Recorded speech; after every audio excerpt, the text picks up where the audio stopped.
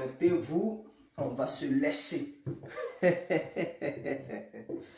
Connectez-vous, connectez-vous. J'espère que tout le monde va bien. J'espère que vous allez très bien. Est-ce que vous êtes là? Branchez-vous. Branchez-vous, branchez-vous. On va se laisser. Alors, nous voilà à nouveau devant cette caméra.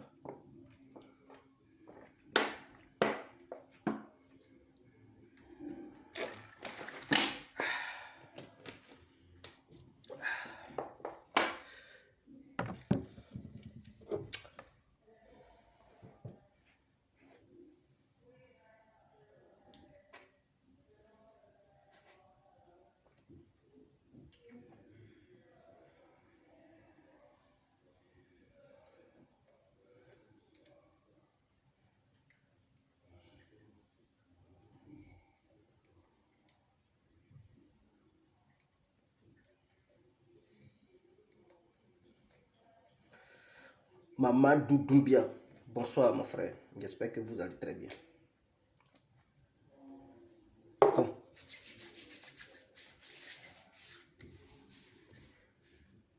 J'espère que vous allez très bien. Ne soyez pas inquiets, ma barbe sera comme pour Ben Laden bientôt. Je vais laisser ça, ça va pousser beaucoup. Alors, bonsoir, bonsoir à tous et à toutes. Pour tous ceux qui ne me connaissent pas, je suis l'incontournable guerrier complet tout terrain.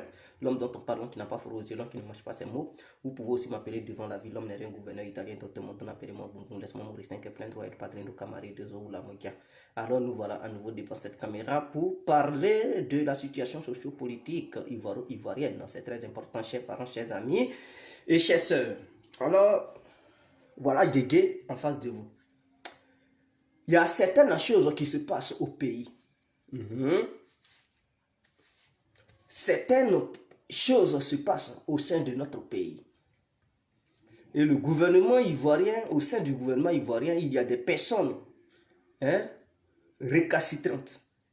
Et donc, il faudrait qu'on les dénonce. Et il faudrait aussi que le président Alassane fasse très attention à son entourage. C'est important dans la vie. Parce que c'est ce que Laurent Gbagbo avait ignoré hier. Et puis il a payé le prix. Et il est en train de payer toujours le prix. Donc dans la vie, il faut savoir marcher. Dans la vie, il faut faire très attention. Il faut savoir raison garder. On ne garde pas des gens parce qu'il faut les garder. On ne garde pas les gens parce que sous prétexte que ces gens-là sont mes amis. Non. Quelqu'un qui est ton ami, qui prépare un coup derrière toi dans le but de te poignarder, il n'est plus ton ami. Il devient ton ennemi. Donc en Côte d'Ivoire, au sein du gouvernement, il y a des ennemis de la Côte d'Ivoire et des ennemis du président Alassane Ouattara. Donc on va en parler. Maintenant, en dehors de ça, pourquoi il faut faire une élection d'un seul tour en Côte d'Ivoire? Pour éviter une guerre. Ah oui, pour éviter la guerre. Pourquoi les Ivoiriens doivent se contacter à nouveau? C'est-à-dire ils doivent accepter les élections qui vont se dérouler dans un seul tour. Un coup KO. Tu perds, il faut attendre encore 5 ans pour pouvoir espérer encore de venir battre encore une nouvelle campagne dans le but de gagner dès le premier tour. Si on ne fait pas ça, là, les politiciens ne vont pas travailler en Côte d'Ivoire. Il faut non seulement pour les obliger à travailler, et aussi les obliger à être vraiment vifs, actifs sur le terrain. Et comme on dit deux tours là, eux ils pensent à coalition, donc ils ne veulent pas travailler. Ils ne veulent pas travailler, ils foutent rien. Ils sont là, lorsque l'élection arrive, c'est là, ils sortent de nulle part, je suis candidat. Et ils cherchent les alliances dans le but d'obtenir des petits postes ministériels. On ne veut plus ça. C'est un coup KO. Donc on va en parler. Est-ce que Laurent Gbagbo va obtenir la liberté totale le 6 du mois prochain? Alors, on va en parler. Alors, chers parents, je suis l'incontournable guerrier complet. S'il vous plaît, je vous prie de partager la vidéo dès maintenant. Mettez ça dans les groupes, mettez ça sur les pages. Et aussi, abonnez-vous sur Info Africa. C'est très important, ça ne vous coûte pas cher. Il suffit de cliquer sur aimer ou bien il suffit de cliquer sur Info Africa et tu t'abonnes. Dès que tu t'abonnes, tu vas suivre toutes les vidéos qui passeront en direct sur cette page. Tu seras à jour. Voilà, tu seras à jour. Il n'attend pas pour que ton ami t'envoie ça en inbox ou bien pour que tu puisses envoyer ça sur ta page quelque part là-bas. Non, abonne-toi comme ça. Dès qu'il y a un petit direct, ça te signale, tu es connecté. C'est important. Alors, nous avons appris. Et ceux qui me regardent bien, ceux qui m'écoutent bien dans mes vidéos précédentes, j'avais dit, Tano là, il était impliqué dans le coup avec Osoro Guillaume. Et que dans les jours à venir, ils allaient lui démettre de ses fonctions. Je ne sais pas si des gens m'avaient écouté dans mes vidéos précédentes. Ah mais oui, avec les enquêtes qui viennent de se dérouler, après plusieurs jours d'enquête, le gouvernement ivoirien constate que Anotano, si c'est Anotano, oui, il était impliqué avec Osoro Guillaume. Mais ça, je l'avais déjà dit. Mais quand nous on parle, les gens nous disent toi, tais-toi, plaisanter. Bon, ils sont tellement fanatiques. Lorsqu'on parle, ils ne nous écoutent pas. Pour eux là, tous ceux qui sont les ministres au sein du gouvernement, c'est des dieux. Il ne faut même pas les toucher. Il ne faut même pas les critiquer. Non, ils peuvent être ministres. Ils peuvent être nommés par le premier ministre ou même le président de la République. Mais ce n'est pas parce que le président a permis que ces gens-là soient ministres qui sont à 100% fidèles. Donc, laissez-nous, lorsque on voit un danger, qu'on alerte le gouvernement, ne venez pas pour dire non, toi, tais-toi, il ne faut même pas parler de ce ministre. Il est tellement humble, il est tellement fidèle. Non, non, non, non, non. Si vous vous orientez dans une telle vision, vous allez faire des erreurs politiques. Et c'est ce que Laurent Gbagbo avait fait. Laurent Gbagbo avait fait cela. Peut-être les gens lui avaient dit que tel ministre n'était pas sincère. Pour lui, ceux qui venaient lui annoncer ces gens de nouvelles, peut-être il les considérait comme des gens qui étaient jaloux, ceci, cela, ou bien des gens qui voulaient le diviser avec ses amis ministres. Donc il n'a pas pris de décision concrète. Et cet manque de décision a provoqué ce que nous avons connu.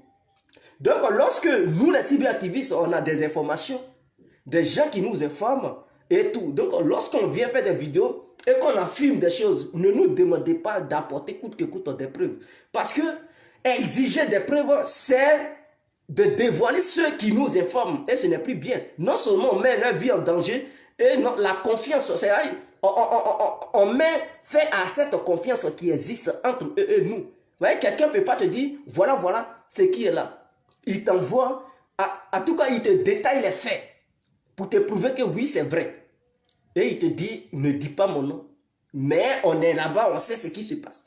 Maintenant, toi qui viens faire vidéo, c'est lui-là qui m'a dit, non, non, non, c'est pas comme ça on fait. Il faut toujours préserver le nom, l'identité de l'individu qui t'a informé, pour ne pas mettre sa vie en danger. Mais tu informes, et ceux qui veulent prendre ça en compte, ils prennent ça en compte.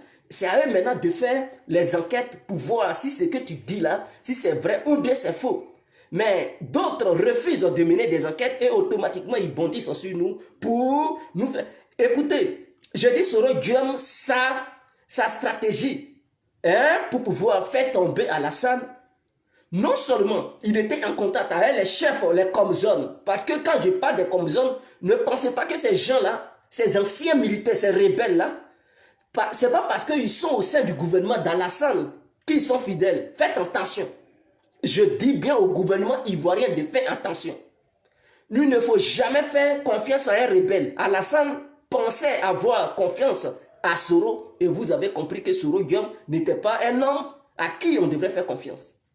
C'est parce qu'Alassane s'est réveillé vite. Sinon, s'il ne se réveillait pas, et puis il pensait que Soro Guillaume était quelqu'un d'honnête, quelqu'un qui allait changer, il allait rester dans son sommeil, Soro allait frapper son pouvoir. Mais Dieu merci qu'il a pris vite en conscience. Il a constaté que Soro Guillaume était un élément perturbateur au sein de son gouvernement, un délinquant notoire qui magouillait des choses pour renverser son pouvoir. Mais est-ce que vous pensez que Soro Guillaume puisse rester à l'étranger, se taper la poitrine pour dire lui il est candidat et qu'il va rentrer? Sur quoi Soro Guillaume compte? Voilà la question. Il compte sur quoi? Et il dit, lui là, Soro, il va rentrer avant les élections. Ou bien Alassane est en train de préparer une guerre préélectorale, c'est-à-dire avant les élections, Alassane va déclencher une guerre. Mais sur quoi Soro compte pour faire ces affirmations? C'est parce qu'il a des contacts en Côte d'Ivoire. Et s'il se tape la poitrine pour affirmer ce genre de choses, c'est qu'il y a des gens qui le soutiennent. Que ce soit sur le plan militaire et sur le plan ministériel. Donc, et aussi au sein de la société civile.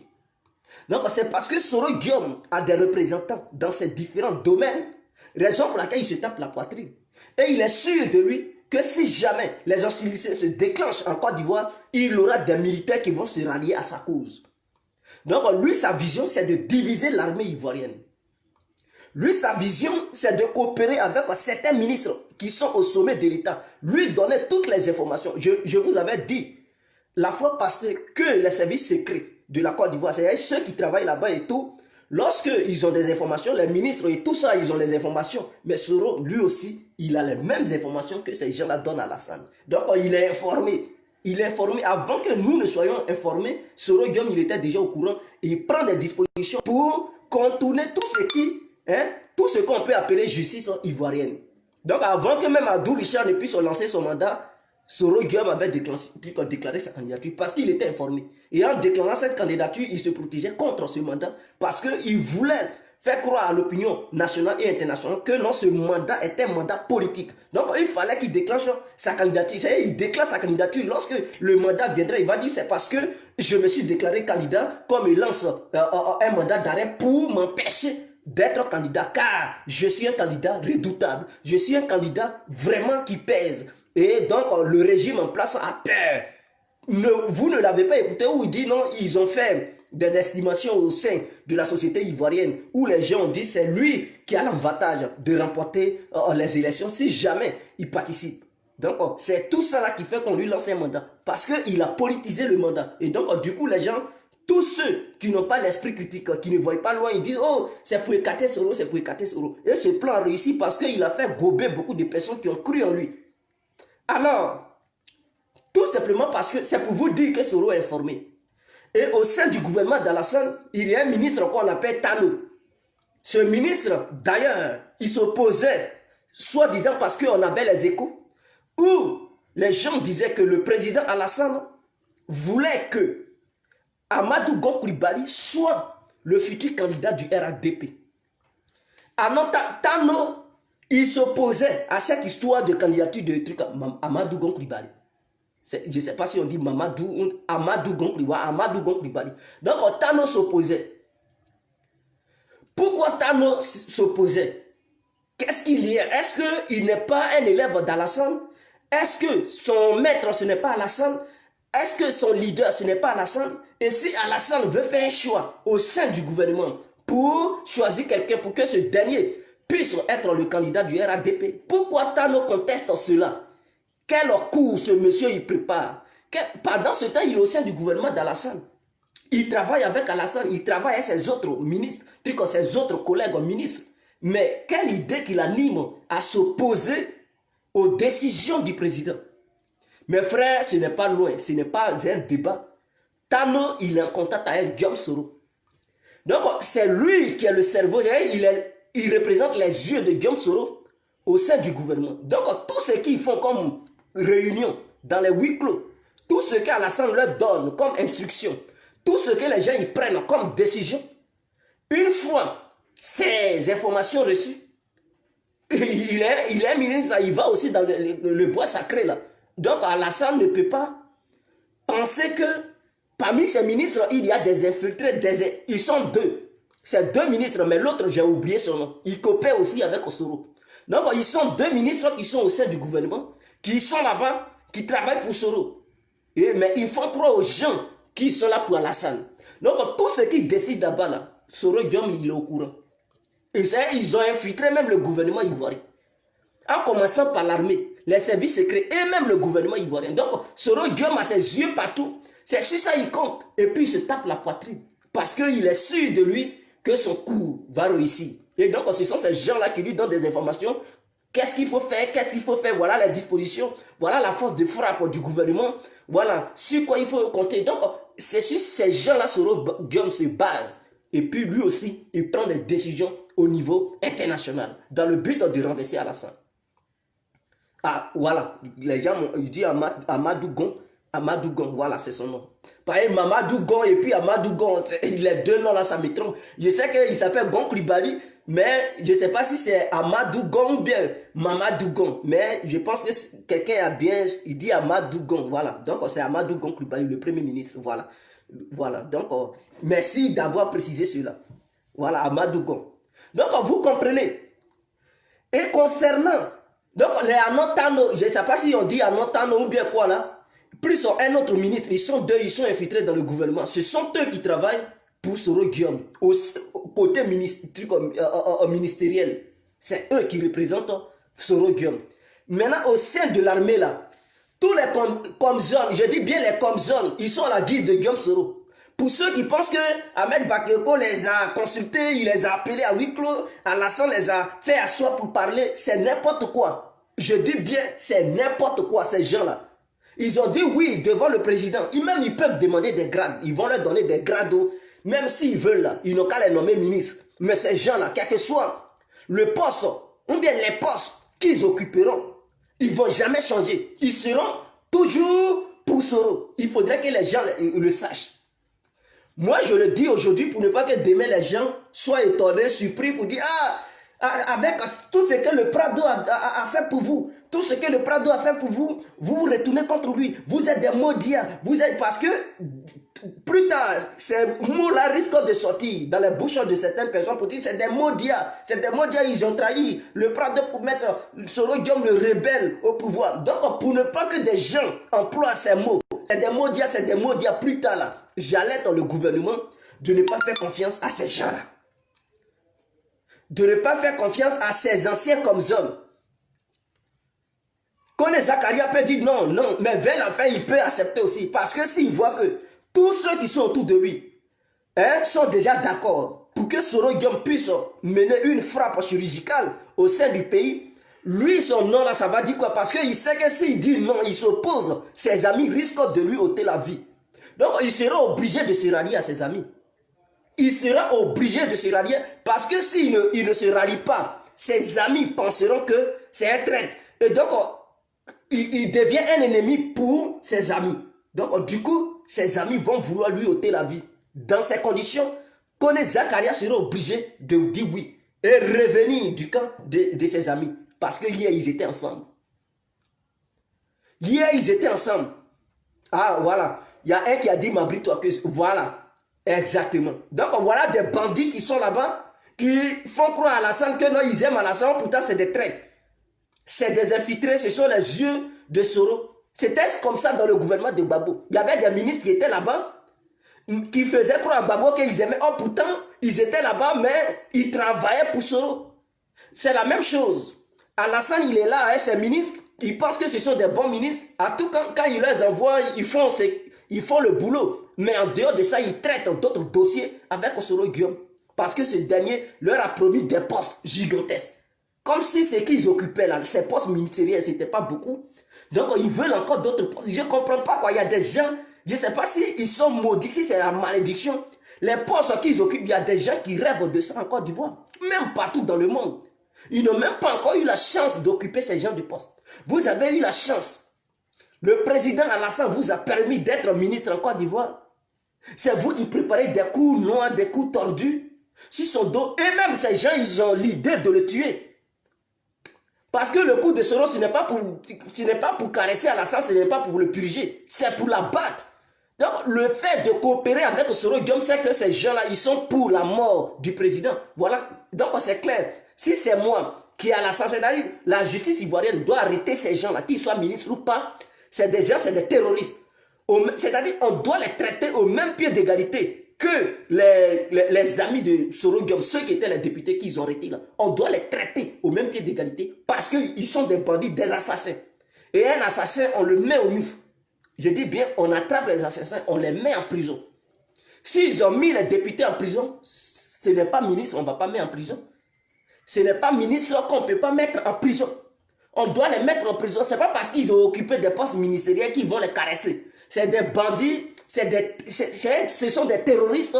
Le gouvernement a eu la chance de les découvrir plus tôt. Donc, il faut les arrêter immédiatement et les foutre en tôle. Mabrito Akeso, qu'il soit chef d'un parti politique, peu importe, il n'est pas au-dessus de la loi ivoirienne, on doit l'arrêter pour le foutre au youf. Que ce soit, je ne sais pas si on dit à Montano, qu'il soit ministre ou bien une grande personnalité du pays. C'est quelqu'un qui préparait un coup terroriste pour tuer le président. On doit les attraper, les foutre en tôle. Il y a des Ivoiriens qui sont assez dans le pays pour remplacer, pour remplacer ces deux individus-là. Le poste ministériel, ce n'est pas... Il y a des Ivoiriens qui ont la compétence, qui peuvent remplacer ces deux individus. Des gens compétents à remplacer ces gens-là. Ils vont suivre la feuille de route que le président avait donnée à ces deux individus. Ceux qui vont les remplacer, ils vont suivre le chemin, ils vont bâtir le pays. Mais ce n'est pas encore fini. Moi, j'insiste surtout sur les militaires de Côte d'Ivoire. La fois passée, avant-hier, ils ont arrêté un adjudant qui, lui, il sillonnait pour voir les militaires et les corrompre dans le but de les ramener du côté de Soro Guillaume. On l'a arrêté en Côte d'Ivoire. Donc, ça veut dire, cette histoire de Soro Guillaume, ce n'est pas encore fini. Hein. Il y a des gens qui dorment, ils disent, ah, Soro peut rien faire. Non, ne dites pas ça. Soro Guillaume, depuis Paris, je dis depuis Suisse, il dit, c'est à Paris, il a fait cette déclaration, que non, il va lutter à la manière de De Gaulle. Mais lorsque il prend exemple sur De Gaulle, qu'est-ce que De Gaulle a fait? Mais De Gaulle, c'est avec les armes. De Gaulle n'a pas fait la libération avec cette histoire de truc, avec les mains nues. De Gaulle a fait la libération avec les armes. Donc, Soro Guillaume, s'il prend exemple sur De Gaulle, c'est que, sachez bel et bien que, lui, pour lui, libérer le pays, parce que, d'après, je ne sais pas qu'est-ce qu'il appelle libération, notre pays est dans de bonnes mains, mais il dit, d'après lui, je prends l'exemple de Soro, d'après lui, il dit, il veut libérer le pays, à la manière de De Gaulle. Donc, si on suit bien sa logique, la manière de De Gaulle, c'est la manière forte et la manière brutale, parce que c'était avec les armes, c'était pas avec la manière pacifique. Donc, lui, il veut utiliser la manière brutale, la manière forte, pour libérer le pays. Dans les mains d'Alassane que lui, Soro Guillaume, il traite de danger. Parce que pour Soro, Alassane est un danger. Mais pour nous, Alassane n'est pas un danger. Donc voilà le vrai problème. Donc Soro Guillaume, depuis sa position en Europe, il a les moyens. Il est prêt à corrompre n'importe qui pour le ramener de son côté. Et lui proposer, vous savez, c'est un gros menteur. C'est un gros menteur. Lui proposer des postes qui font rêver. Et ces gens-là, tellement ils sont vieux... Le noir, il n'est pas garanti. Moi, je préviens toujours le gouvernement. L'être humain noir, je dis bien l'être humain, quel que soit ce que tu lui donneras, il est prêt à te trahir. Donc, cette armée ivoirienne-là, je n'ai pas confiance à 100%. Parce que si le ministre est capable de trahir le président, ce n'est pas militaire qui ne va pas trahir. Ministre à qui Alassane, avec tout ce qu'il a fait avec ces gens-là, il leur a donné des postes gigantesques. Et ils sont prêts, et ils l'ont trahi là. Ce n'est pas un militaire qui a fréquenté Soro Guillaume pendant 10 ans. N'oubliez pas que ces gens-là, ils étaient avec Soro Guillaume pendant 10 ans. Je dis bien pendant 10 ans. Donc, ils étaient l'ami fidèle de Guillaume Soro pendant 10 années d'amitié, ce n'est pas petit. Hein. Ils étaient ensemble.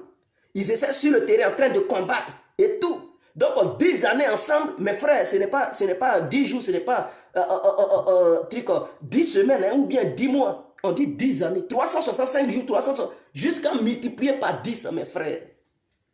Ils étaient ensemble. Donc, Soro Guillaume, il les connaît. Il sait comment ils sont. Il sait comment les corrompre. Par où les prendre.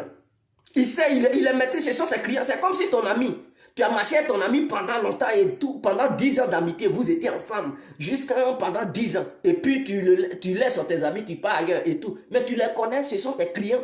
Tu sais qui ils sont. Tu sais qui toucher pour pouvoir toucher l'autre et tout, pour les corrompre. Et c'est ça le vrai danger. Donc pour moi, si le gouvernement pouvait revoir cette histoire d'armée pour faire remaniement des chefs militaires qui sont au sein. Parce que le vrai problème, le vrai danger, lorsque la campagne va débuter, cette campagne qui va débuter, il aura assez de mouvements. Et Soro Guillaume va profiter de ces mouvements-là pour placer ses petits pions partout et commencer à frapper partout. Parce que lorsque il y a la campagne, il y a assez de mouvements, les gens bougent, ça bat campagne. Donc, même ceux-mêmes qui doivent maîtriser la sécurité, eux-mêmes, ils ont du mal à maîtriser. Puisque les gens, ils sortent. Les jeunes crient dans les rues, voilà, chacun, il s'en va soutenir son leader. Et dans ça, là, des gens vont profiter pour faire entrer les armes. Ou bien les armes sont déjà sur le terrain. Ils vont profiter pour déterrer les armes, pour placer ça dans des coins stratégiques d'ici. Si le gouvernement découvre que non, les gens sont là, faire circuler les armes, et qu'ils découvrent cela, ils vont en même temps dégainer, ils vont commencer à tirer pour s'aimer la pagaille. Voilà pourquoi Soro parle de trucs, une guerre civile préélectorale, hein, avant les élections.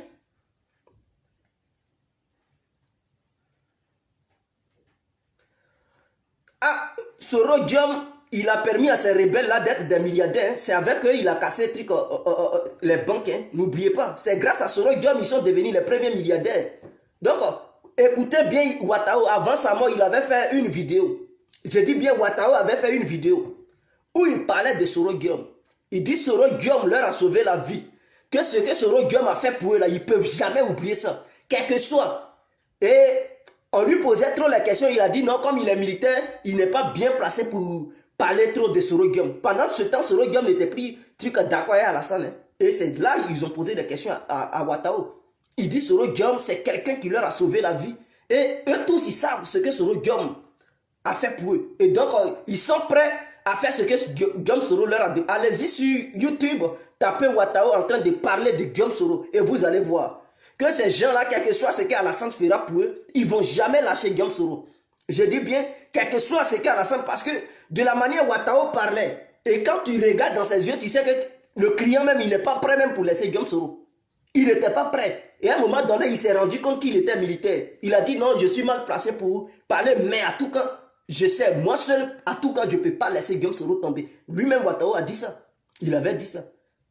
En ce temps, Guillaume Soro faisait déjà le bras de fer avec Alassane. Donc, si Ouattara a de telles pensées, il n'est pas le seul. Ils sont nombreux qui ont ces genres de mentalité-là. Soit disant Soro Diom a fait beaucoup pour eux et tout, donc ils ne peuvent jamais laisser tomber Soro Diom. C'est parce qu'ils sont militaires, ils ne peuvent pas faire des vidéos pour dire laissez Soro Diom, laissez-le. Sinon, parmi les militaires, vous pensez que tous les militaires, ils sont d'accord de voir Soro Diom en exil. Tous les comme hommes, quel que soit ce qu'on leur dira, c'est comme si les membres du RADP, c'est les militants du RADP. D'autres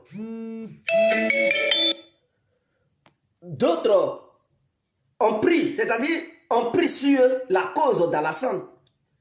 Ils ont fait alliance à Alassane. Et d'autres parmi les membres, parmi ceux qui suivent Soro là, ils étaient tous militants du RADP, n'oubliez pas. Et d'autres ont choisi de suivre Soro. Quel que soit le banditisme politique de Guillaume Soro, ils sont pour lui. Donc, imaginons ceux qui suivent Soro, qui ont l'idéologie, ceux qui sont derrière Soro, imaginons que ces gens-là, ils étaient dans l'armée ivoirienne. Mais comme ils sont soldats, ils ne pouvaient pas faire de vidéos, mais dans leur tête, là, c'est Guillaume Soro qui est dedans. Quel que soit ce que les gens diront, dans leur cœur, ils vont dire, le jour ça va se gâter, là, c'est là, vous allez comprendre. On va se laisser ici. Dans leur tête, ils vont rester dans les casernes, mais dans leur tête, ils vont dire, on va se laisser ici. En tout cas, moi, je suis pour Guillaume Soro. Mais ils ne vont pas avouer ça ouvertement. Ils vont garder cet esprit, cette mentalité, s'asseoir avec et nourrir ça. Cette mentalité va grandir en eux. Et donc, parmi les militaires, il y a des gens qui sont pro Soro, hein, qui sont positionnés là-bas. Quel que soit ce qu'on leur dira, ils ne vont jamais enlever l'image de Soro. Et parmi eux, il y a des gens qui sont là pour Alassane. Donc, du coup, l'armée ivoirienne devient un danger pour l'État ivoirien. Voilà ce que je voulais faire comprendre aux uns et aux autres. Karim Koulibaly, il dit qu'il n'a pas confiance à Konaté Sidiki. Ah oui, Soro Diom a trop de pions au sein du gouvernement. Mais est-ce que ce n'est pas une stratégie? Est-ce que ce n'est pas lui-même qui a envoyé Konaté Sidiki pour dire faut partir, fais comme si tu n'es plus avec moi, cogne-moi fort. Parce que c'est ça la politique. Hein. Il peut dire, insulte-moi sur les médias, parle mal de moi et tout. Fais comme si on n'aimait pas ensemble. Et Konaté Sidiki va dire, bon, je suis pour Alassane. Et tout, il va dire, Soro, je t'avais parlé, rallie-toi Alassane. Ce que tu fais, ce n'est pas bien. Dans le but hein, d'avoir la confiance des pro-Alassane. Dans le but d'avoir la confiance même d'Alassane. Oh, pourtant, il est là-bas. Tout ce qui se passe, il va dire sous tout sous. Voilà ce qu'ils ont dit, le Prado a dit.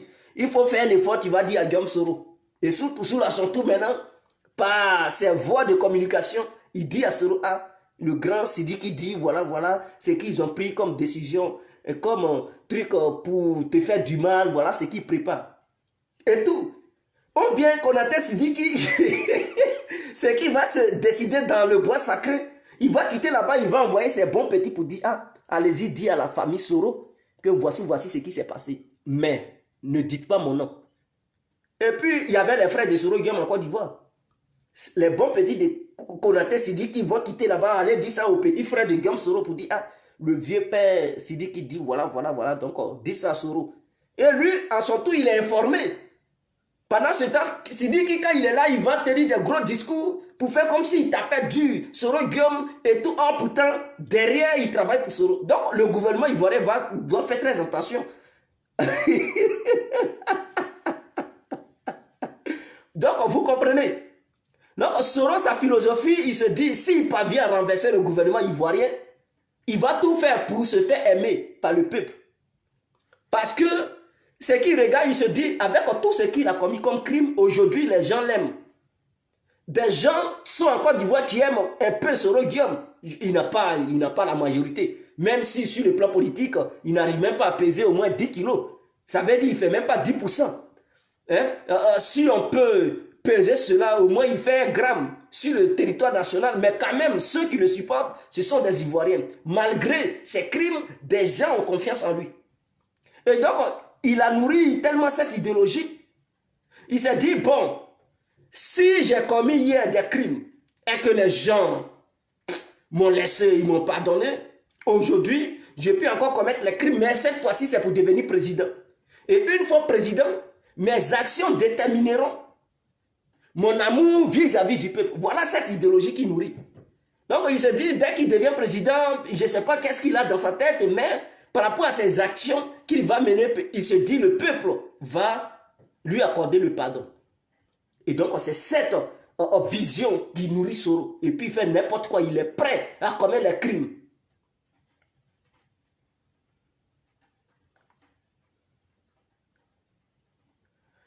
Donc, voilà le vrai problème.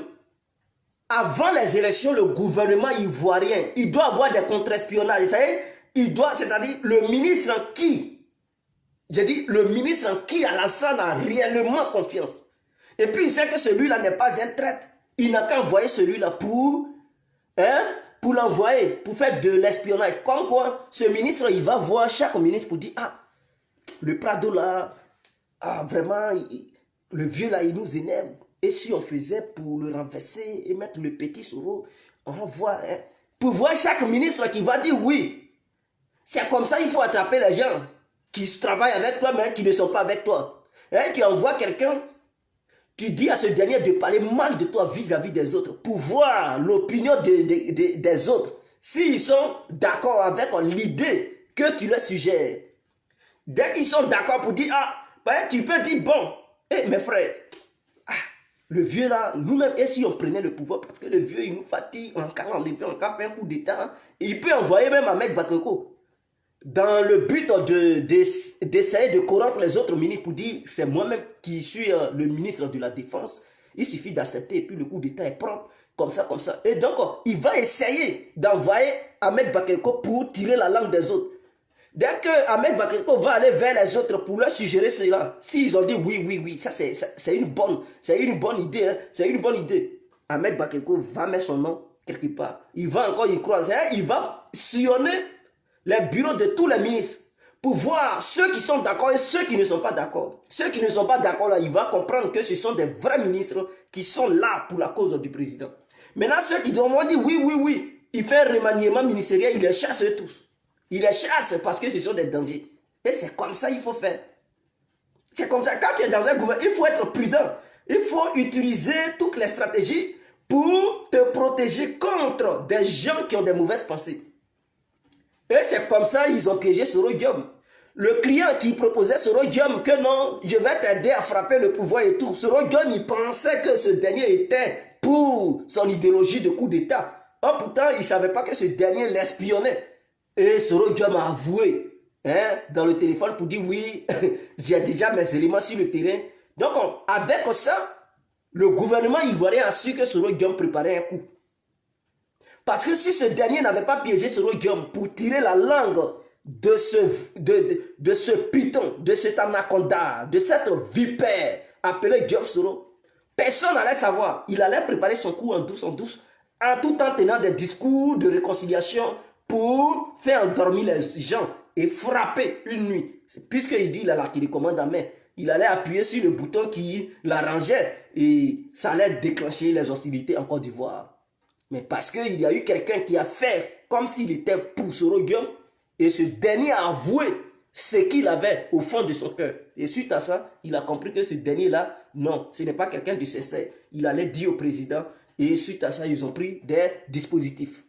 Et donc, parmi les ministres, il faut envoyer des gens pour les piéger et voir s'ils sont sincères ou pas. C'est clair, c'est comme ça qu'il faut faire. Si le gouvernement ne fait pas ça, il risque de garder des rebelles qui veulent sa mort au sein du gouvernement. Et ces gens-là vont comploter jusqu'à réussir le coup de Guillaume Soro. Pour éviter que Guillaume Soro réussisse son coup, le gouvernement ivoirien doit être prudent.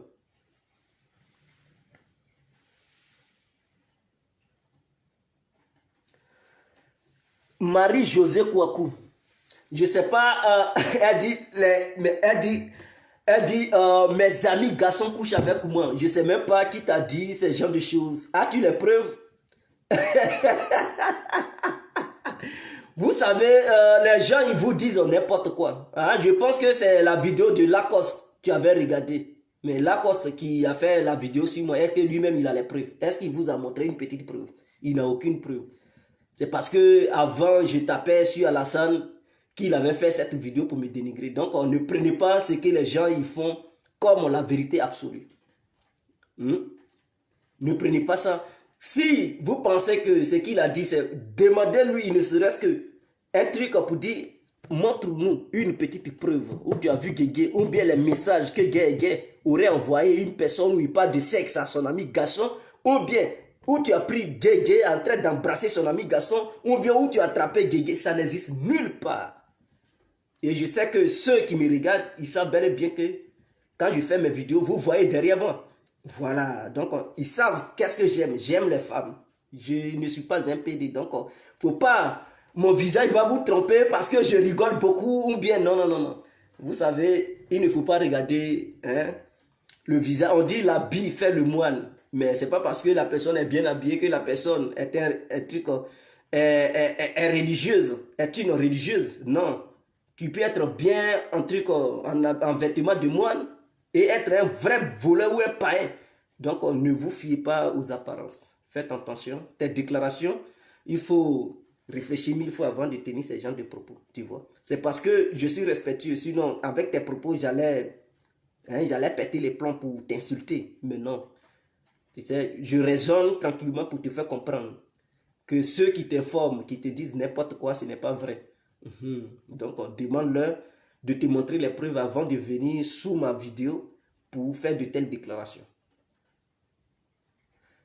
Bon, je pense que j'en ai fini sur ce côté-là. Maintenant, on va aller du côté de la CPI.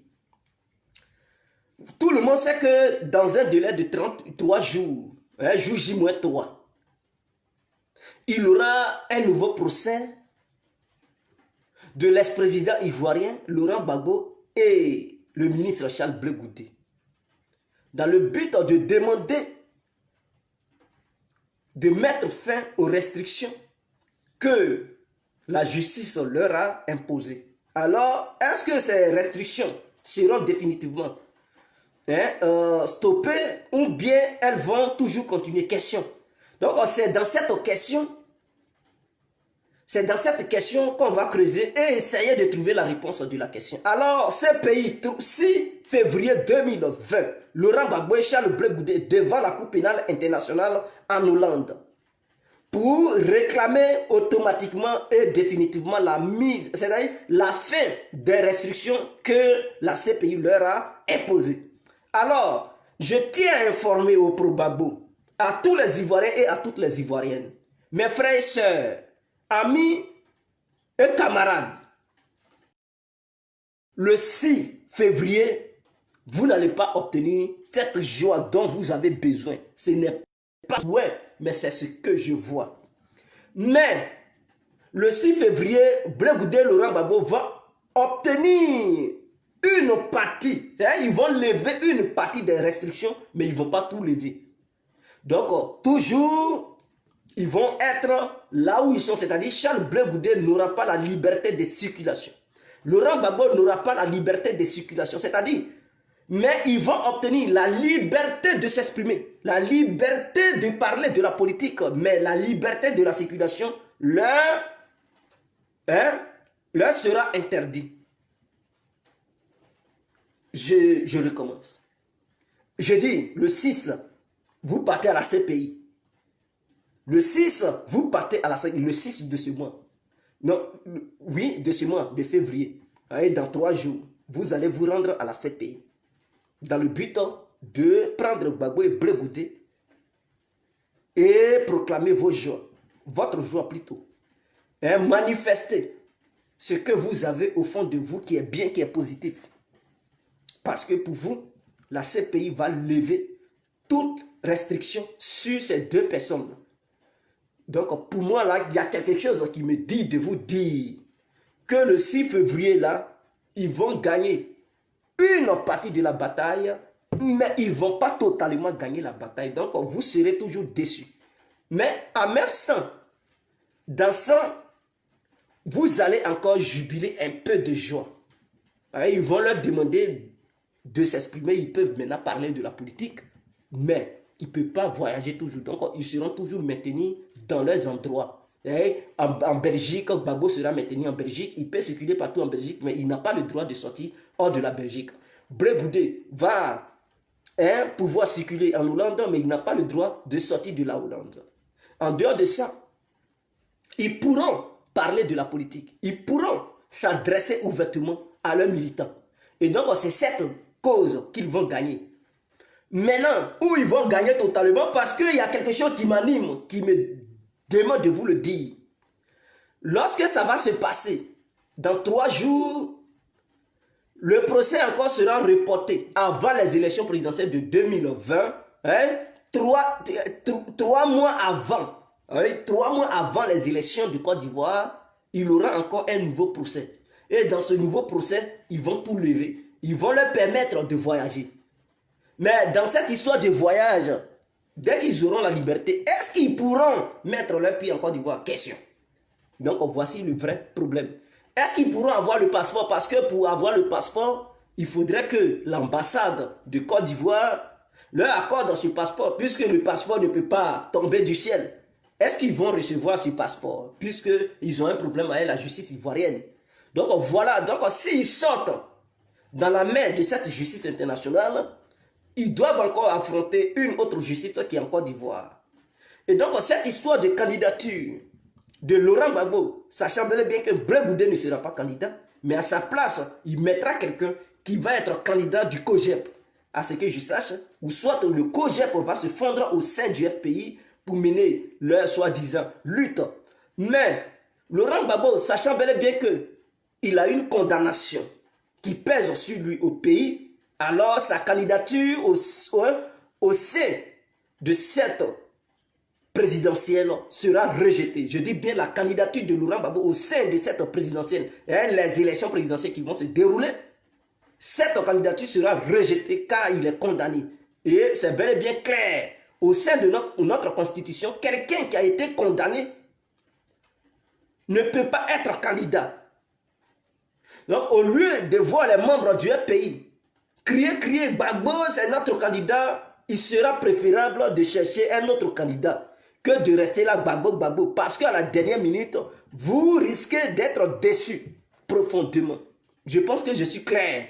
C'est-à-dire, en dehors de Gbagbo, là, commencez à réfléchir si un autre candidat potentiel, si vous ne voulez pas encore boycotter, à moins que vous avez déjà prévu de boycotter ces élections, car vous savez que en 2000, cette année-là, les élections qui vont se dérouler, vous n'avez même pas aucune chance pour pouvoir gagner ces élections. Donc, il sera préférable de vous fier sur la personne de Gbagbo pour dire s'il n'est pas candidat, nous aussi on boycotte. Oui, on sait que vous allez boycotter et je vois déjà le boycott de loin. Je vois déjà le boycott arriver car la candidature de Laurent Gbagbo sera refusée. Oui, il ne sera pas candidat. Donc, sous prétexte qu'il n'est pas candidat, les membres du pays vont refuser de participer aux élections. Et c'est ce qui est clair. Donc, quittons maintenant le côté Gbagbo et Blé Goudé. Allons-y sur le côté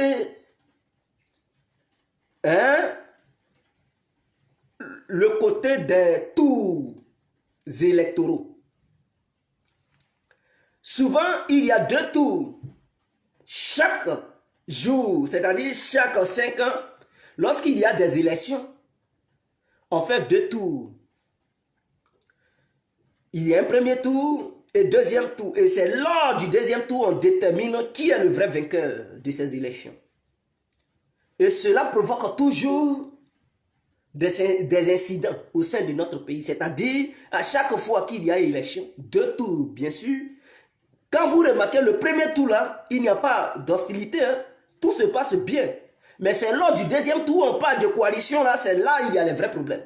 Je dis bien, où on parle de coalition, c'est là, tout est mouvementé, c'est là les crimes se passent. Parce que les gens sont déterminés à s'entretuer, les coalitions par-ci par-là, le partage du gâteau, ça crée assez de désordre et ça sème des troubles. Ça sème les troubles crée le chaos et le chaos crée les morts. Les morts poussent les gens à faire couler les larmes et les larmes poussent les gens à être meurtris au fond de leur cœur.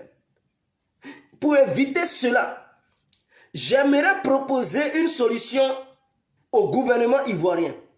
Et ce gouvernement, je suggère au gouvernement, en revue de cette code électoral, que le président suggère aux députés de revoir ou de faire intégrer une loi au sein de notre nouvelle constitution que nous disposons en ce moment, que dorénavant, il faudrait que les élections se fassent un coup KO, c'est-à-dire un tour et pas 2 tours, pour éviter le chaos au sein de notre pays, pour éviter le vandalisme et les catastrophes imprévues. Les catastrophes électorales imprévues. Or, un tour, c'est très important. Lui qui gagne, il gouverne. Parce que lors du deuxième tour, il y a toujours des coalitions. Maintenant, ces coalitions-là, ceux qui se coalisent, est-ce qu'ils vont réellement respecter leur deal? Mais s'il y a manque de respect du deal du siècle qui signe tout le temps, des gens auront toujours des esprits de rebelles dans le but de déstabiliser l'autre parce que cet esprit va les animer pour dire non, il m'a trahi, je veux le renverser. Il va me connaître. Il m'avait promis ça, il ne m'a pas donné. Il va me connaître. Et c'est ce qui anime les Job Soro en ce moment-là pour éviter ce genre de choses-là. Parce que soi-disant, Alassane lui avait promis des trucs. Bédier aussi, il disait qu'Alassane l'a trahi. Pourquoi ces gens-là se rebellent contre le gouvernement? Parce que d'après eux, il aurait eu un deal. Et donc, pour eux, ce deal n'a pas été respecté. Et donc, comme ça n'a pas été respecté, ils font maintenant une coalition, ils ont des projets de déstabilisation, de coups d'État, de déstabiliser, de tuer et faire plonger le pays dans le sang. Or, pour éviter cela, si c'était un tour en 2010, et que le RADP, c'est-à-dire le RDR, avait remporté sa victoire, mais il n'y a aucun deal entre le RDR et le PDCI ainsi que le FPI ou entre le RDR et Soro. Donc ces gens-là ne vont plus encore dire non, on m'avait promis parce qu'on a fait une coalition, donc on m'avait promis tel poste. Non, parce que la personne n'a pas fait une coalition avec toi. Donc la personne gagne ses élections, elle est libre de faire son choix, c'est-à-dire choisir son premier ministre et son gouvernement pour gouverner le pays. C'est là on va voir qui travaille dans ce pays-là. Mais lorsqu'il y a coalition et 2 partis politiques gouvernent un pays, et que si jamais il y a un échec, on ne sait même plus qui a provoqué cet échec. Parce que des gens, ils se coalisent toujours. Mais ils ne veulent pas que l'autre parti qui a gagné les élections, ce parti qu'ils ont soutenu pour pouvoir remporter la victoire, c'est ce parti-là, c'est au sein de ce parti le président va quitter. Et si, étant dans un gouvernement coalisé, et que ce gouvernement travaille normalement, mais c'est ce parti, les gens, ils vont voir. Donc, pour éviter cela, eux, ils sont au sein du gouvernement, mais pour boycotter le gouvernement, pour boycotter les projets de ce parti qui a remporté la victoire. Ils font rien, ils font n'importe quoi, ils pillent. Ils sont là-bas, c'est pour piller, pour remplir les poches de leur parti politique. Et c'est ce banditisme politique qu'ils font. Pour éviter cela, il faut un coup, c'est-à-dire un coup KO. Le PDCI va. Hein? S'il est coalisé, peut-être les petits mouvements du PDCI qu'il a, ces mouvements de soutien, et non avec un parti politique. Et puis, le PDCI choisit son candidat. Le FPI aussi s'il veut faire une coalition pour se donner un nom avec ces petits mouvements qui sont à côté créés par leur pays, ils peuvent se mettre ensemble. Et puis, ils choisissent leur leader. Soro Diom, hein, puisqu'il est écarté, il n'est pas digne d'être candidat. Mais, puisqu'il n'est pas digne d'être candidat, si jamais il voulait que son GPS se représente, ça sera une autre personne non impliquée dans les événements qui viennent de se dérouler récemment et dans les événements précédents, c'est-à-dire la rébellion. Donc, ceux qui sont au sein du GPS, qui ne sont pas de près, ni de loin au sein de la rébellion, ils peuvent prendre un individu là-dedans pour dire soit le candidat du GPS. Et donc, puisque le GPS, en dehors du GPS, il y a d'autres mouvements racistes et tout ça, donc ils vont se mettre ensemble pour présenter les candidats. Donc, dès le premier tour, le candidat qui remporte la victoire, c'est lui qui est le président. Ça va éviter à la Côte d'Ivoire de dépenser beaucoup. Non seulement ça va nous permettre de faire une bonne économie, parce que les élections, là, c'est beaucoup d'argent. Tu as fait premier tour, tu as donné beaucoup d'argent aux candidats. Ils vont battre la campagne. Deuxième tour encore, il faut de l'argent pour qu'ils puissent progresser leur campagne. Tout ça, là, ça pousse le pays à s'endetter. Et dans ça, on s'en va prendre encore crédit avec l'Union européenne, FMI, pour éviter tout ça là, pour éviter de se surendetter. Un coup KO, avec les petits moyens que le pays a, le pays même peut organiser ses propres élections. Parce que non seulement les candidats là, si on dit 300 millions, ou bien 200 millions. Donc chaque candidat donne ses 200 millions.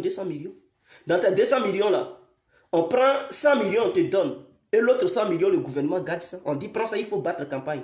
Dans ça, là, est-ce qu'on va aller encore prendre crédit avec un truc communauté internationale? Est-ce qu'on est obligé encore d'aller prendre crédit avec FMI? On ne peut plus prendre. C'est le même argent qu'ils donnent là, c'est ça, on prend. On leur donne, on dit, allez-y, battre campagne. Et l'État peut ajouter maintenant le reste que l'État a pris. L'État peut prendre ça pour le système électoral. Hein, vous comprenez, le système électoral pour envoyer des soldats, surveiller, voilà, on met ça à la disposition. Des soldats de l'armée et des candidats impatients, bien sûr, pour surveiller. Quand je dis que, bon, je parle de la jeunesse en fait, la jeunesse qui est neutre pour aller surveiller, être là, surveiller les trucs les unes pour ne pas que les gens trichent. On leur donne quelques, je sais pas, 5 000 francs, leur journée pour dire surveiller ça et tout. La journée, on dit, tiens, 5 000, il faut faire, reste là-bas et tout. Tu représentes le pays. Donc, sois honnête, il ne faut pas prendre parti. Lui qui gagne, on lui donne sa victoire. Il fait son gouvernement, il gouverne. Vous allez voir que cette histoire de déstabilisation, ça va fuir. S'il y a contestation, on fait recomptage des voix calmement. C'est-à-dire, on ne reprend pas les élections, on fait recomptage des voix calmement. Si tu as perdu, il faut reconnaître. Il faut reconnaître ta pète. Il ne faut pas insister. Il ne faut pas insister. Même si l'autre a un écart de 2% ou 1%, mon frère, dans une classe là, premier c'est premier. Tu peux avoir 26 points, l'autre tu peux avoir 25 points. C'est pas parce que tu as 25 points, ils vont dire premier et échos. Ça n'existe pas. Tu es le deuxième, le premier, il reste le premier. Donc, à une élection, même si tu as 38%, ou bien 34%, ou bien 40%, l'autre, il a 39%, c'est pas parce qu'il a 39%, vous allez reprendre. Non, il a 39%, il a perdu les élections, il doit accepter. Il doit accepter. Lui qui a 40%, même si ça n'a pas atteint 50%, parce que c'est ça là qui nous tue. Il faut coûte que coûte avoir 50%. Pourquoi? Pourquoi? C'est une élection. On doit savoir qu'il y a plusieurs partis politiques. Donc, dans cette histoire de 100%, sur les 100% là, chaque parti politique va prendre son pourcentage. Si l'autre prend 20%, l'autre prend 30%, l'autre prend 40%, vous savez, le pourcentage se réduit. Donc, si le premier, au moins, il a 30% ou 40%, il faudrait que les gens reconnaissent qu'il a gagné. On n'est pas obligé d'avoir coûte que coûte 50%. Ce n'est pas une obligation. C'est l'être humain qui se complique la vie. On peut changer le code électoral. Tu as 50% ou pas. Ce qui est sûr, si tu dévances les autres, tu es président. On doit mettre ça là-dedans. Ça n'a rien. Oh, mais dis donc. Vous ne voyez pas aux États-Unis. C'est un coup KO. Ils vont aux élections, il n'y a pas histoire de deuxième tour. Lui qui a gagné, il gagne. C'est tout. Lui, La France, ils font deux tours. Nous, on s'en fout, on s'en fout. Ils ont les moyens, on s'en fout. C'est leur système, ça. Mais il y a plusieurs pays où il y a un coup KO. Au Cameroun, même là, c'est un coup KO. Vous ne voyez pas. Il y a des pays qui font un coup KO. Pourquoi coûte que coûte, on veut faire deux tours? Pendant ce temps, ça nous crée des problèmes. Pour éviter les problèmes, il faut revoir tout ça. C'est ça l'émergence électorale. On doit aussi rentrer dans l'émergence électorale. Et donc, moi, ça, c'est ma vision. Maintenant, ceux qui pensent que ce n'est pas bien, ils peuvent laisser leurs commentaires. Maintenant, je vais regarder les commentaires. Je vais regarder les commentaires pour voir, pour répondre. Joe, arrête de nous distraire. Va dormir, tu t'ennuies. Mariam Koulibaly, ça c'est une bonne idée. Merci. On ensemble, Victoire Dieudonné. Qui s'appelle Victoire Dieudonné? Elle dit, c'est garçon ou bien, je ne sais pas si c'est garçon ou femme. J'ai fait quoi et puis tu dis toi là.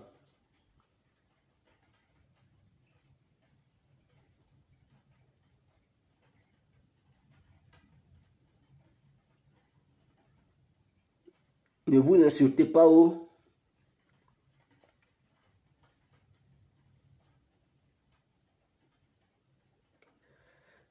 Edwige Thérèse Zagré.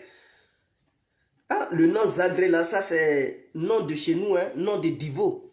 J'espère que vous venez de Divo.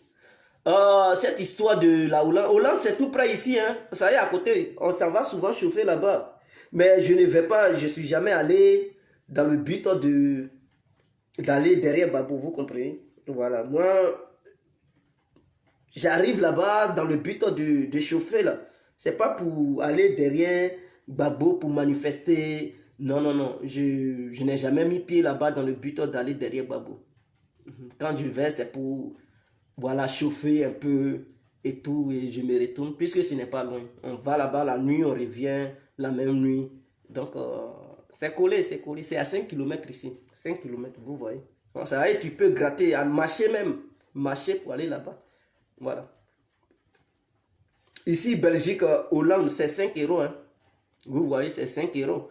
C'est comme si tu es dans même Paris, là. Tu quittais Paris pour aller dans une banlieue parisienne, là. Et tu payes ton ticket à 7 euros. Mais c'est encore cher. Ici, Hollande, c'est 5 euros, tu payes. Et puis, tu vas là-bas. Voilà, donc, c'est clair. Maintenant, ceux qui quittent en France pour venir traverser la Belgique pour aller en Hollande, vous savez, France-Belgique, aller-retour, ça fait 35 euros avec Flixbus. Maintenant, si c'est le train, tu peux payer au moins 90 euros ou bien 100 euros. Maintenant, avec Blablacar, tu peux payer au moins, tu payes 30 euros. Aller seulement. Aller seulement. Voilà. Le bus, c'est 35 euros aller-retour. Hein? Paris, Gare Bercy, Anvers, Antwerpen Centrum, Anvers Central. C'est 35 euros aller-retour. Ou soit si tu veux descendre à Bruxelles, mais ce sont les mêmes 35 euros. Voilà. Maintenant, de la Belgique aller en Hollande, c'est 5 euros. Donc, tout dépend. Maintenant, eux, ils vous font le transport à 10 euros. Je ne sais pas combien ils vous prennent là-bas. Hein. En France, là-bas, pour que vous fassiez le voyage. Je ne sais pas combien vous payez. Mais, en tout cas, voilà, je vous ai donné le prix du trajet. Mais moi, je ne vais pas là-bas dans le but de manifester. Non, non, non, non, non. Je ne peux jamais me déplacer. Et pour finir, je vais donner un message aux femmes BT là.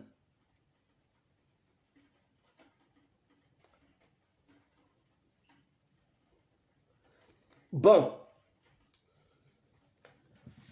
Ouais, Aminata Diaby. Voilà. Donc, elle sait que ça fait 35 euros. Je ne mange jamais. La balle qui ne loupe jamais le gibier. Ah. Bon, les femmes Gola, s'il vous plaît, si vous partez en Hollande, comportez-vous bien. Parce que votre comportement déterminera aussi la levée de certaines restrictions sur ces deux prisonniers-là. Si vous vous comportez mal et que vous partez s'aimer le zézo, ils vont dire, ah, mais si on les libère là, c'est comme ça, ils vont aller fait au pays, ils vont s'aimer le désordre. Donc, à vous de bien vous comporter. Et puis, les femmes qui s'en vont se déshabiller, montrer leur koyo, là, s'il vous plaît. N'allez pas là-bas pour humilier le peuple africain.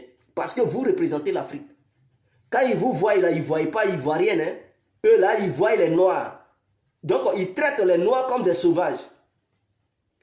Ne vous dites pas que non, vous êtes go. Donc, non. Vous êtes go, oui, probablement, mais quand vous partez là-bas, votre comportement détermine l'identité réelle des Noirs.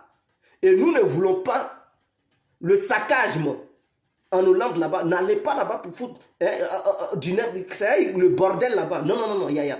Parce que à chaque fois que vous partez, vous vous déshabillez, vous pensez que vous êtes dans le village là. Blanc, est-ce que lui il connaît? Mais si tu te déshabilles, tu écartes tes jambes dans le but de les maudire. Eux, ils prennent leurs photos, ils te filment. Ils vont aller vous mettre dans les revues, je ne sais pas là. Ils vont poster ça sur les réseaux sociaux. Ils vont dire, voilà, des Noirs qui se comportent comme ça et les gens, ils vont rigoler. Ils vont mettre ça dans des livres. Ça va, ils vont étudier. Si ça pour dire, voilà comment les Noirs se comportent. Et c'est une humiliation. Vous êtes maman des gens. Vous, les jeunes filles, vous partez aussi imiter les vieilles. Elles se déshabillent, vous aussi, vous vous déshabillez. C'est quelle manière ça? Vous pensez que c'est ça qui va influencer les Blancs? Soyez sages. N'allez pas humilier les Noirs en écartant vos jambes pour montrer ça aux Blancs. Eux, ils vont prendre portable pour filmer. Ils s'en foutent. Tu écartes tes jambes, ils filment et ils balancent ça sur Internet. C'est comme ça, Blanc, il est. Et puis, ça lui fait rire. Il va prendre son gros verre de vin. Et puis, il va taper son téléphone, il va montrer ça à ses enfants, et puis il va commencer à rigoler. Mais c'est négro, mais c'est négresse. Et puis, c'est une honte. Évitez ces conneries-là. J'espère que vous allez être sages cette fois-ci. Allez-y là-bas dans la sagesse. Et non dans du désordre. Alors, pour finir, j'aimerais parler d'un bon médicament, le tapioca. Le 7800 diesel. 7800 chevaux. Ça permettra à l'homme d'être au rythme cardiaque, c'est-à-dire de la manière ton cœur bat. Il faudrait que le baogi, quand je dis le baogi, vous connaissez le pilon qui est entre les deux jambes de l'homme. Donc, le pilon qui est entre les deux jambes de l'homme, on appelle ça le baogi. Donc, le baogi, il doit être au même mouvement que le rythme cardiaque de ton cœur. C'est très important. Alors, pour être perpétuel, même si ton baogi ne fonctionne plus, si c'est toujours couché et tout, la petite est là, elle t'appuie, elle fait tout, elle dit chouchou, elle prend sa langue, à tout cas, tout ce qu'elle peut faire sur toi pour que le baogi puisse se fâcher. Elle fait ça où le baogi est couché, mon frère. Ton médicament est là, la solution est là. Pourquoi tu cherches loin? Pourquoi chercher ce qui est à côté de toi? Pourquoi chercher loin ce qui est tout près? Tout près n'est pas loin. Mes frères, je vais vous donner le numéro tout à l'heure. Et avec ce numéro, vous allez vous sentir homme. Même si ton baogi se lève, mais ton baogi ne fait pas assez d'heures. C'est-à-dire, ça fait 1 minute et puis ça vient. Hein? Madame, elle est fâchée. La petite go, tu as couru derrière elle. Jusqu'à tout quand tu as frisé tes poches. Tu as tout dépensé. Tu l'as mené dans des bons restaurants. Même pour la découvrir pour la première fois, tu la mets dans un hôtel de luxe. Dans le but de te donner un nom. C'est important. Pour qu'elle puisse te donner des points. Tu te donnes des points. Tu l'amènes là-bas dans cet hôtel, dans ce lieu luxueux. Au moment de faire les affaires, tu fais 3 secondes.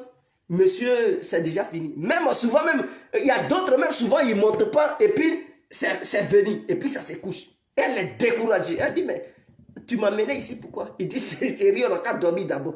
Ce n'est pas ça. Un homme n'est pas digne de fonctionner comme ça. Un homme doit être toujours perpétuel. Être toujours galant. Quand je dis galant, je ne parle pas mais le baogi doit être galant. Vous ne savez pas que le baogi est toujours galant? Un vrai homme, son baogi doit toujours rester perpétuel galant. Et donc, pour que ça puisse rester perpétuel et galant, ça peut, si tu venais 30 secondes, 1 minute, 3 minutes, 5 minutes, si tu prends ça, mon frère, tu prends ça, ça te donne l'endurance d'1h30. Je dis bien, tu fais 1h30 avant de jouir. Et dans ça, il y a des filles, lorsque tu les prends, elles aiment bien ça, elles aiment l'endurance. Elles aiment bien ça. Il y a d'autres qui détestent l'endurance. Donc, si elles détestent l'endurance, tu fais. Quand elle te dit qu'il faut arrêter, tu arrêtes. Et vous vous couchez un peu, et voilà, quand le bao, quand elle en vit encore, et puis le bao dit, lui, il a arrêté seulement. Il ne fait que siffler, il ne fait que siffler, il ne fait que siffler. Si elle est prête à nous aller, donc ça te donne 1h30 de résistance. Et donc ce médicament est très efficace. Il y a des différentes bouteilles, il y a la petite bouteille, il y a la grosse bouteille. La petite bouteille, normalement c'est 10 €. Mais avec un frais d'envoi, le total ça fait 20 €. Parce que, ah oui, à la poste c'est cher. La personne peut rester dans un autre pays et passer la commande. Donc avec 10 € tu ne peux pas. Donc il faudrait que ça soit 20 € là. La personne envoie ça, tu prends les 10 autres euros pour payer les frais d'envoi, tu envoies ça. Et les 10 € autres restent dans le bénéfice. Maintenant, la grosse bouteille, elle coûte au moins 50 €. Plus aux frais d'envoi, ça fait au moins 60 €. C'est très important. Et les 10 € qui sont là, tu prends ça pour payer frais d'envoi et les 50 € restent dans le bénéfice. Donc, c'est très important. Mes frères, pour passer la commande, voici le numéro 0033. Je répète encore, 0033 75 11 72 93 1. Je répète, 0033 75 11 72 93 1 à la fin. En dehors de ça, il y a un autre médicament pour hommes et femmes. Je dis bien pour hommes et femmes, c'est-à-dire il y a des personnes qui ont une plaie de ventre. Des gens ont une plaie de ventre. Donc ça fait que tu ne peux pas manger n'importe quoi. Tu manges un peu de piment, mon frère, on dirait même que tu vas mourir. Ton cœur te brûle d'une manière, ça fait que tu ne peux plus manger le piment. Tu manges quelque chose seulement, tu vas défiler aux toilettes. Ce n'est pas bien, ce n'est pas digne. Tu ne peux même plus sortir pour te satisfaire. Dans les restaurants, tu sois avec tes amis, tu manges quelque chose seulement, puis tu es aux toilettes. Parce que plein de ventre ne te laisse pas. Ça te fout la merde. Et quand c'est comme ça, c'est humiliant. Ce n'est pas normal. Il y a un médicament pour faire fuir cette plaie de ventre à jamais. Maintenant, pour ça concerne plaie de ventre, ça peut être pour homme ou femme. Tout dépend. Je ne sais pas qui a la plaie de ventre. Homme peut avoir, femme peut avoir, peu importe, ça soigne. Et ce même médicament-là, ça fait encore double effet. C'est-à-dire concernant les femmes, parce qu'il y a des femmes, tout en les respectant, je respecte bien les femmes, mais sœur, maman, sœur, Yaya Bodé, mais je vais être un peu direct. Comme ça, les gens vont savoir de quoi je parle. Donc, ne soyez pas choqués. Donc, vous voyez, quand on dit femme, voilà, ou bébé là sont là. Il y a pour d'autres, c'est grand. Et donc, ça fait que quand un homme il rentre, il ne se sent pas à l'aise. Souvent, ça flotte. Et il y a pour d'autres, c'est petit. Pour celles qui ont un côté petit là, souvent, leurs hommes sont vraiment heureux. Parce que l'homme, même s'il a gros, il faudrait que là où ça va rentrer, ça soit un peu petit pour que ça puisse bien serrer. Mais s'il a gros, et puis l'autre est plus gros que le mouvement de l'homme, ça fait que l'homme, il va danser bébé à l'intérieur. Et quand il danse le bébé à l'intérieur, il n'est pas satisfait. Il va aller te tromper parce qu'il cherche une petite couille où il peut jouer le maracana sans flotter sur le terrain. Donc, pour rétrécir le terrain, c'est-à-dire si tu as un terrain de 50 mètres carrés, et que le joueur qui doit pousser le ballon sur ce terrain, il sait que ça l'étouffe, il sait que c'est trop grand, le terrain est trop grand. Il faut diminuer le terrain pour qu'il puisse se sentir à l'aise, pour qu'il puisse occuper tout le terrain. Et une fois sur le terrain, il se sent à l'aise. Alors ce médicament-là, tu prends ça, c'est qu'il soit un mot de vente là. Tu prends ça, tu fais lavement. Quand je parle de lavement, les filles, elles savent de quoi je parle. 1, 2, 3, 4e jour, ça devient petit. Mais pendant que tu fais, il ne faut pas faire l'amour. Pendant que tu fais, il faut dire à l'homme, non, non, non. Pour le moment, je ne vais pas faire l'amour. Tu te traites. 4 jours. 5e jour, tu dis, bébé, viens jouer le match. Viens jouer le match. En jouant le match, il dit, mais chou, tu as fait quoi? Tu vas dire, mais il y a quoi? Mais ça changeait. Lui-même, il va sentir ça. Tu dis, non, je n'ai rien fait. Il sera heureux, l'homme le plus heureux. L'homme le plus heureux. Donc, le numéro que j'ai donné tout à l'heure, là, c'est le même numéro. Appelez cette personne et la personne va vous servir. La personne se trouve en France. Voilà, donc, quel que soit là où vous êtes, vous serez servi. Il suffit d'avoir une adresse postale, tu donnes ton nom et prénom et tu envoies l'argent. Et la personne t'envoie ton médicament, ton chèque. Le numéro fonctionne. Je dis 0033. Est-ce que vous avez tout pris? 0033 75 11 72 93 1. Ça fonctionne. Prenez tout ce que j'ai donné, n'enlevez rien dessus. Voilà, vous prenez tel que j'ai donné ça. N'enlevez rien et enregistrez, ça passe. Qui vous a dit ça ne passe pas? C'est un numéro qui passe très bien. Donc voici.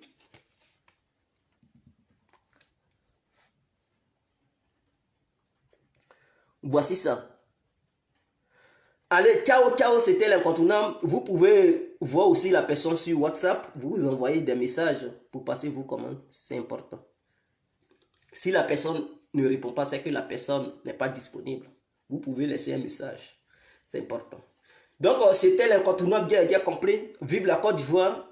Vive les Ivoiriens. Vive les Ivoiriennes. Vive aussi la politique ivoirienne. On ensemble. C'était moi. Big up à tous et à toutes.